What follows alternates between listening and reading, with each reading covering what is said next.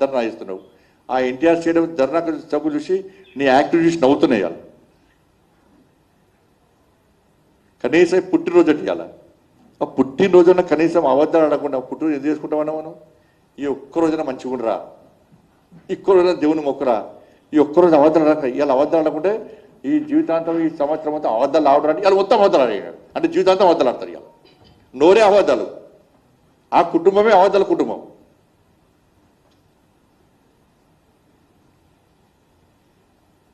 వాళ్ళ మూర్ఖుడా మీ బినామీ సంస్థ వల్ల గ్లోబరీనా సంస్థ వల్ల 27 మంది ఇంటర్మీడియట్ విద్యార్థులు 27 మంది ఇంటర్మీడియట్ విద్యార్థులు ఆత్మహత్య చేసుకున్నారు.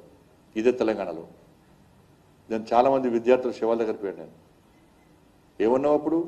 కంప్యూటర్ తప్పు చేస్తా నాకేంది అన్నావు. మరి ఇప్పుడు ఎవరు న్యాయ చేసిండేడా? ఎవరు తెచ్చినీడా? గ్లోబరీ అనేటువంటి మూర్ఖ సంస్థ వల్ల మీ బినామీ సంస్థ వల్ల 27 మంది విద్యార్థులు ఆత్మహత్య, పసిపిల్లలు ఆత్మహత్య చేసుకున్నట్టు సిగ్గులేదు. వాళ్ళు కూడా జడ్జి ఎప్పుడు ఇవాళ ధర్నా వేస్తున్నావు, జంజీలు ధర్నా వేస్తున్నావు. ఆ విద్యార్థులు అడగాలి, ఇది గల్లబట్టి అడగలుంటారు. ఇవాళ అరే ఫాల్తుగా 27 మంది విద్యార్థులు చనిపోయారు నీ మూర్ఖత్వం వల్ల, నీ బినామీ సంస్థ వల్ల. మరి దాని గురించి ఏమంటావు? టీఎస్పీఎస్సీ పేపర్ లీక్ చేసినావు, దాని గురించి ఎందుకు మాట్లాడతలేవు? ఇవాళ 10th పేపర్ లీక్ అయింది, దాని గురించి ఎందుకు మాట్లాడతలేవు? ఇవాళ ముసలి కన్నీరు కారుతున్నావు. ఈయన కట్ట ఢిల్లీలోనట విద్యార్థుల ఆందోళన కళ్ళ నిలొచ్చినాయట. నీకు మానవత్వం లేదు, మూర్ఖుడి నువ్వు, నీ కళ్ళ నిలుస్తాయి. ఢిల్లీలో ఆందోళన కళ్ళ నిలొచ్చిన బాధ అనిపించిందట.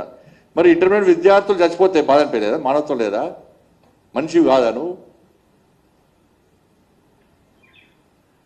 మా పిల్లలకు అన్యాయం జరిగింది అని చెప్పి పిల్లల తల్లిదండ్రులు బోర్డ్ ఆఫ్ ఇంటర్మీడియట్కి వచ్చి ఆందోళన చేస్తే న్యాయం చెప్పని కొడితే పుట్టు రైతులు కొట్టాడు. ఇవాళ పోలీసులను కొట్టుమంటున్నావు కదా.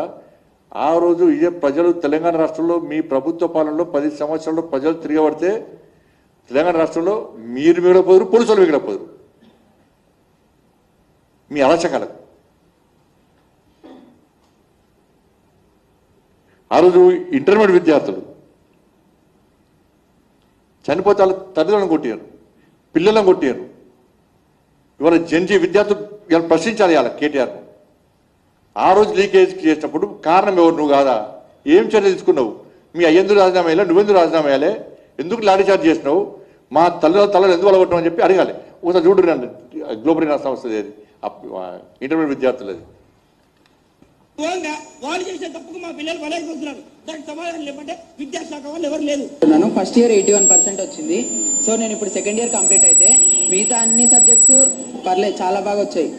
ఓన్లీ మ్యాథ్స్ 2Bలో 16 వేసి ఫెయిల్ చేశారు. ఏంది ఇది? అసలు రావాల్సిన ఆయన ఏది? ఫామ్ హౌస్ లో కూర్చుంటే ఎట్లా బయటకు వచ్చి చూసుకోవాలి కదా స్టూడెంట్స్ ని. 17 మంది చచ్చిపోతే ఏంది పరిస్థితి? ఇప్పుడు ఇక్కడ లోపలికి వెళ్ళనిస్తలేరు అని ఇంకో ముగ్గురు కూడా చనిపోతే ఎట్లా? ఏంది? ఏం చేయాలి మేము దీంతో? మీకు చేత కాదని చెప్పుకుని పని చేయడానికి పక్కకు జరుపుని మీరు వేరే మంత్రిని పెట్టుకోండి. మీరు మీకు చేత కాదు, మా బతుకులే కాడతారు.